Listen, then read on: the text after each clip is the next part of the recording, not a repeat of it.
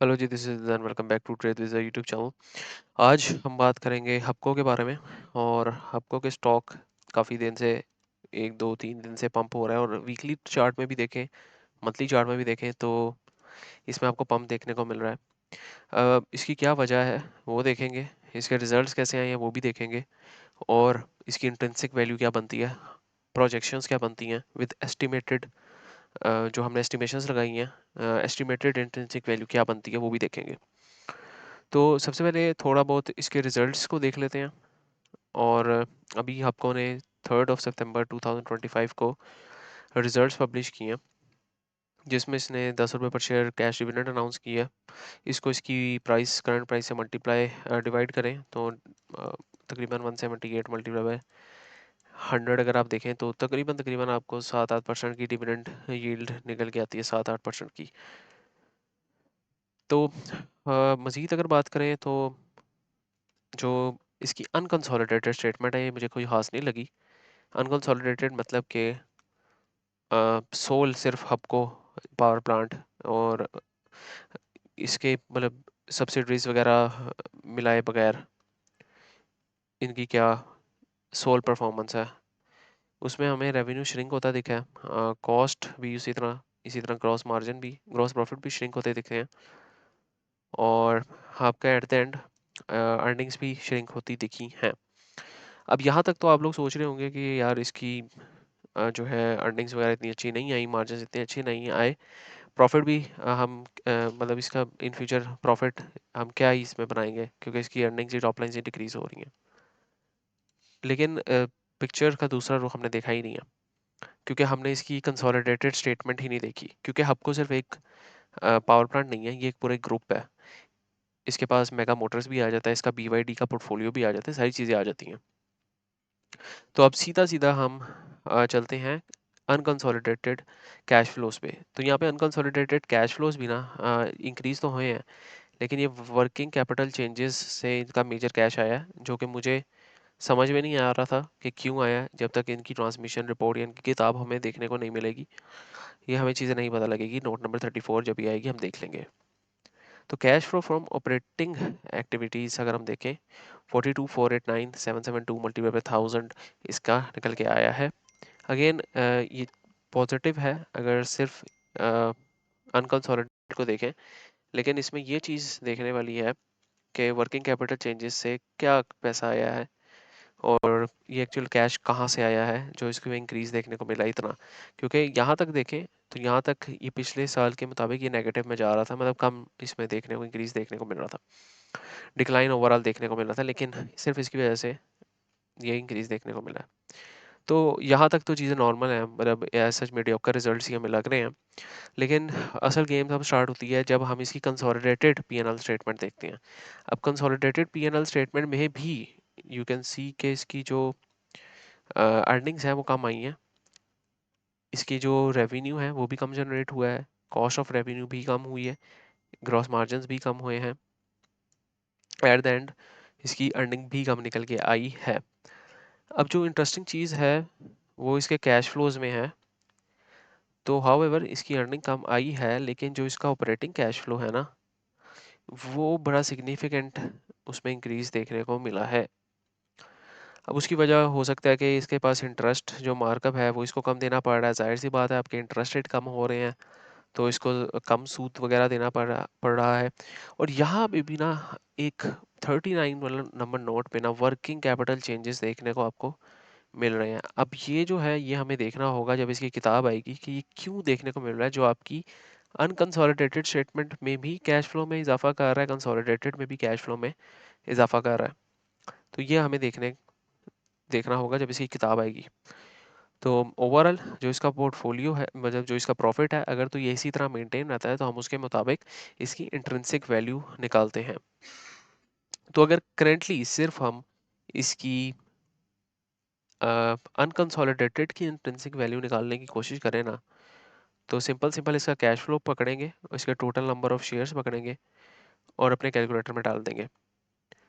तो हमारे पास ये इसका कैश फ्लो है, ये तो 42,489,772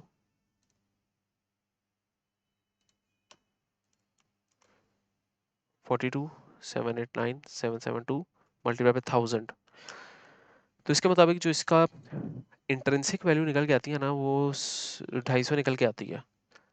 अगर सिर्फ हम इसकी हबको की बात करें, उसकी सब्सिडरीज वगैरह की बात ना करें, सिर्फ उसका मेन कोर बिजनेस की बात करें, जिस तरह एंग्रो की बात करते हैं ना, हम सिर्फ उसकी सोल एंटिटी की बात करते हैं। लेकिन अगर एंग्रो होल्डिंग्स की बात करते हैं, उसके नीचे जितनी भी उसकी सब्सिडरीज आ जाती हैं, उसके पास उसकी चाइल्ड कंपनीज आ जाती हैं, ईफर्ट वगैरह जितनी भी है, उसका पूरा ग्रुप आ जाता है, तो उसकी अलग बात होती है। तो अगर सोल सिर्फ आपको की बात करें तो हमारे पास 250 इसकी इंट्रिंसिक वैल्यू निकल के आती है। अब इसमें मैंने इजम्पशंस क्या लिए हैं, इसमें मैंने इजम्पशंस लिए हैं कि पर ईयर अपने कैश फ्लो को, जो इसका बेस कैश फ्लो है या ऑपरेटिंग कैश फ्लो है, इसको 10% से इंक्रीज करेगा। और एक साल का मैंने प्रोजेक्टेड वैल्यू निकाली है कि एक साल में, एक साल फ्यूचर की वैल्यू निकाली है कि इसकी इंट्रिंसिक वैल्यू 250 बनती है इस करंट प्राइस पे। टर्मिनल ग्रोथ रेट निकालते हैं, उसके लिए मैंने 5% एजम्पशन लिया है कि 5% से मिनिमम ये ग्रो कर सकता है। और डिस्काउंट रेट मतलब मेरी एक्सपेक्टेशन क्या है कि ये कम से कम मुझे 20% रिटर्न दे या फिर 15% दे। तो 20% का रिटर्न के हिसाब से अगर हम देखें तो ये बनता है 250 रुपये इसकी वैल्यू।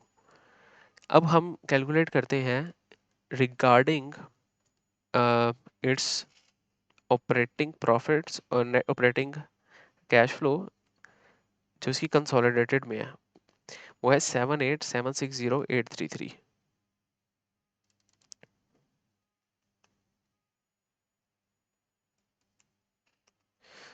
78760833 और टोटल नंबर ऑफ शेयर्स कितने हैं, और इसको हम 1000 से जब मल्टीप्लाई कर देंगे तो एक्चुअली हमारा ऑपरेटिंग प्रॉफिट निकल के आएगा।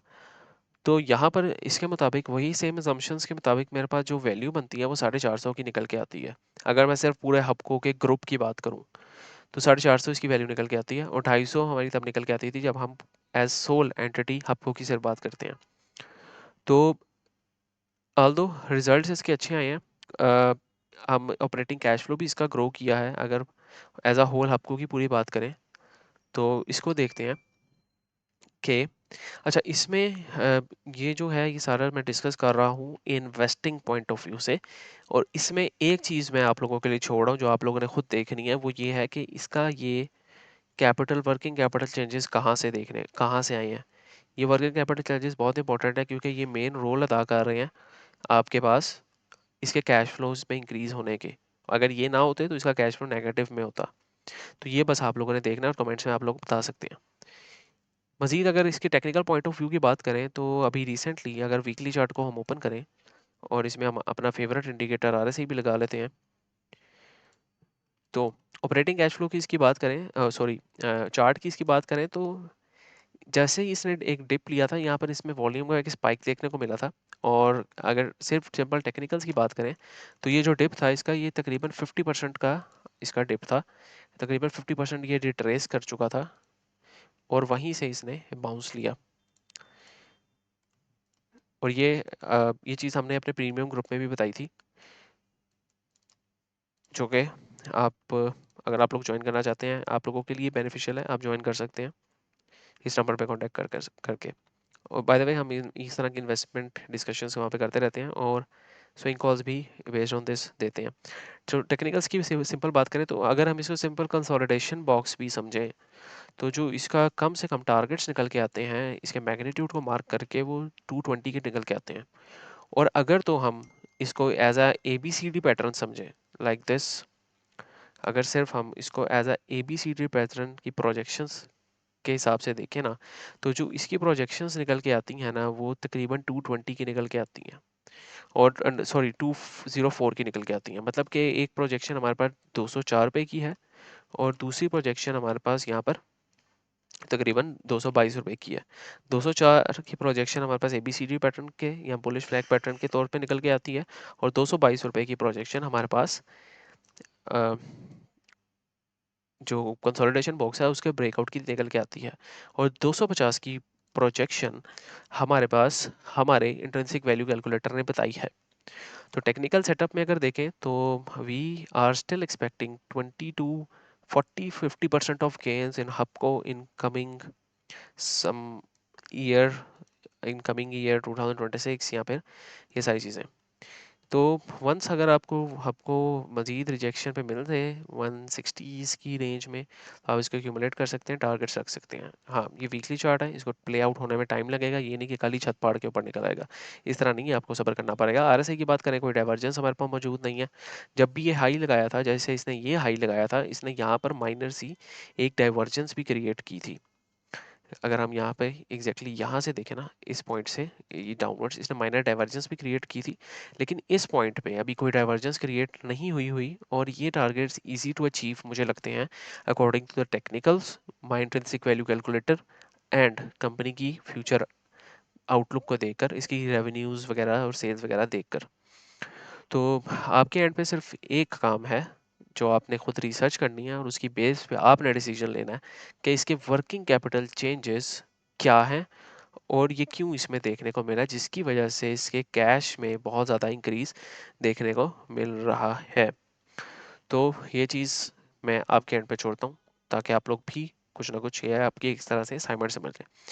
तो ये चीज़ें हैं। बाकी अगर आप प्रीमियम ग्रुप ज्वाइन करना चाहते हैं, डिस्क्रिप्शन में सारी डिटेल्स हैं।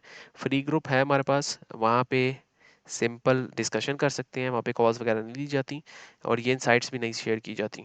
तो वो सिर्फ जनरल पब्लिक के लिए डिस्कशन के लिए है, वो आप ज्वाइन कर सकते हैं। फॉरेक्स हम करवा रहे हैं फ्री में, उसका लिंक भी डिस्क्रिप्शन में मौजूद है, वो भी आप ज्वाइन कर सकते हैं और उसकी पूरी मैंने प्लेलिस्ट बनाई है।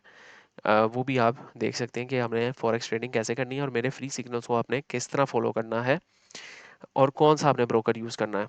ठीक है, तो this was very much about today's video. Next time के लिए भाई को इजाज़त दीजिए, दुआ में याद रखें, अपने इस चैनल का बहुत सारा ख्याल रखें। अल्लाह हाफिज़।